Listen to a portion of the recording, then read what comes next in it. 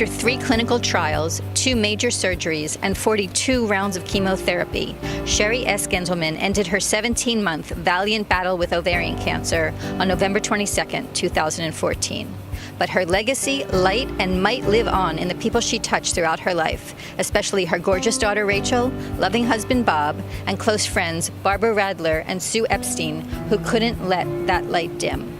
They knew that Sherri's wish was to help other women who were suffering from cancer, and in 2015 hosted the first annual Sherri's Walk by the Water in one of her favorite spots, Margate, New Jersey, starting here right under the Lucy the Elephant Museum. More than 300 people turned out, raising more than $45,000. I'm Hope Katz-Gibbs, publisher of The Incandescent magazine, and I am thrilled to be here with you all. Thank you for having me.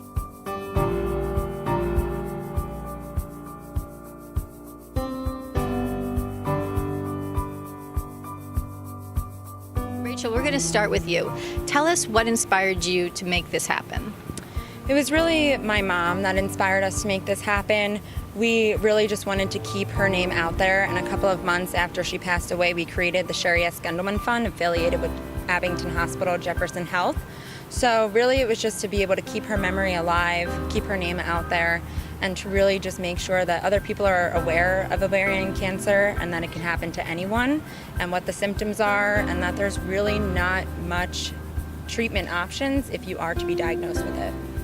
You know, she went through so much to fight this. What was that like to experience that with her? It was definitely very difficult. I think it still is. I mean, every day is kind of like a roller coaster. But I think she really showed us how being determined and, you know, how sometimes you have to fight through life and try to do whatever you can in any terrible situation. And I think she was really just my biggest inspiration. And even though it wasn't the outcome that we wanted, this is what's giving us hope in trying to save other people. So what were some of the challenges and obstacles that you faced initially in getting the first walk to happen last summer? My micromanagement problem, you know, and actually it was really terrific last year because Rachel and I, and trying to put together with the team, we had the same personality. Okay, I mean, she's a much better speaker than I am, as you can see. But you know, as far as you know, you try to use whatever skills that you've learned in the past to implement in anything you do, and you know, hopefully some of those skills with the team, you know, just really worked well.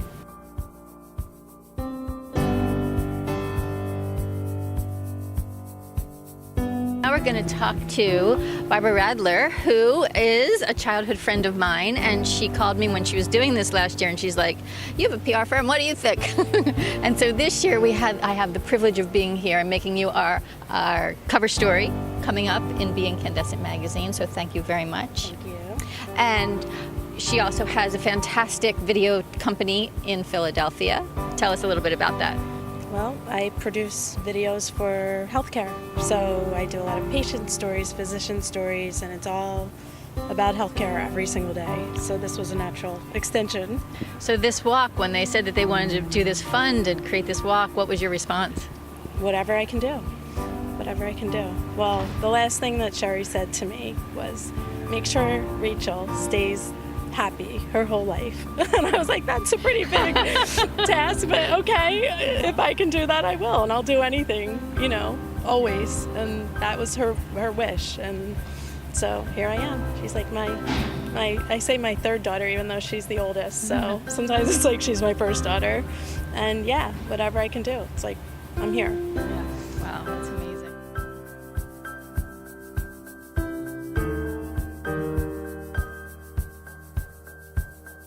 So tell us a little bit about your relationship. So Sherri and I went to high school together. We weren't really good friends in high school, but in the last 20 years we became really, really good friends. We lived in the same neighborhood at home and at the shore. She was just a great, great friend, and that's all I can say. They say if you have one true friend in a lifetime, you're blessed, and I'm truly blessed to have had Sherri. And there's many times I still talk to Sherri because she just always had the right answer.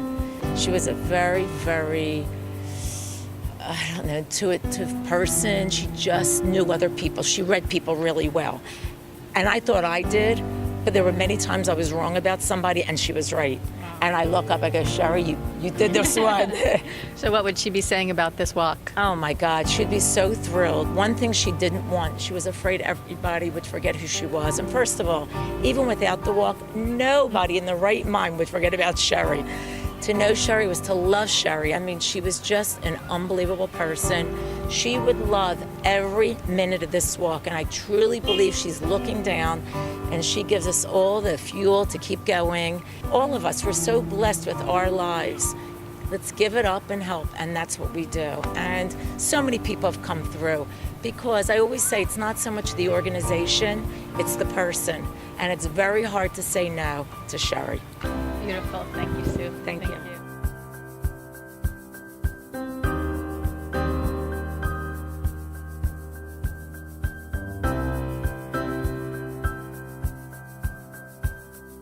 So, Vonda, you are the chapter manager for the National Ovarian Cancer Coalition. Tell us about ovarian cancer and some of the statistics. Okay.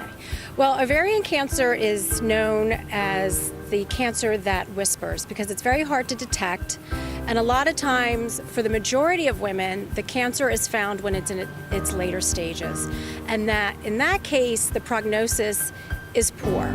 So when you look at the number of cases of women that are diagnosed, 70% will not survive to 5 years because of the fact that cancer is caught when it's advanced. But the positive is, if the cancer is found early, 90% of women will survive past 5 years.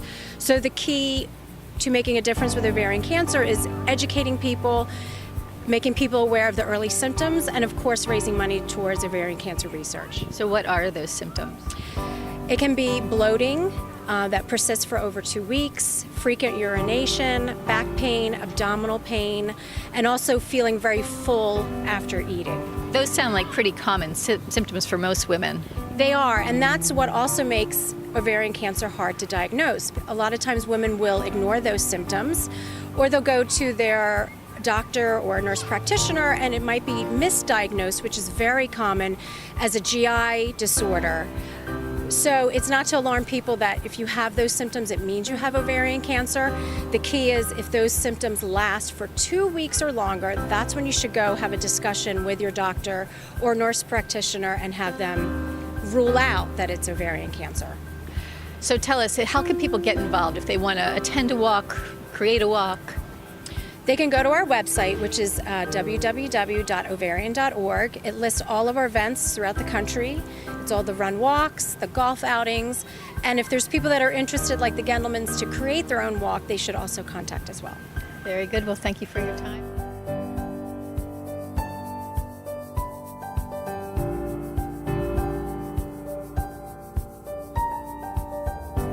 Ready? Okay. I am beyond thankful to each and every one of you who donated generously to Sherri's walk. I especially want to thank everyone on my team who donated in memory of my mom and Sherri. It is still bizarre to me that I lost my mom and best friend a year apart almost to the day from this horrific disease. I wish I would have known then what I know now about ovarian cancer so my mom and Sherri could have been maybe saved.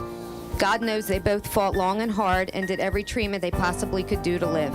We couldn't save my mom and Sherri, but with all the money that was raised by all of you today and the awareness this walk will bring, we can hopefully save so many others, and for that I am grateful.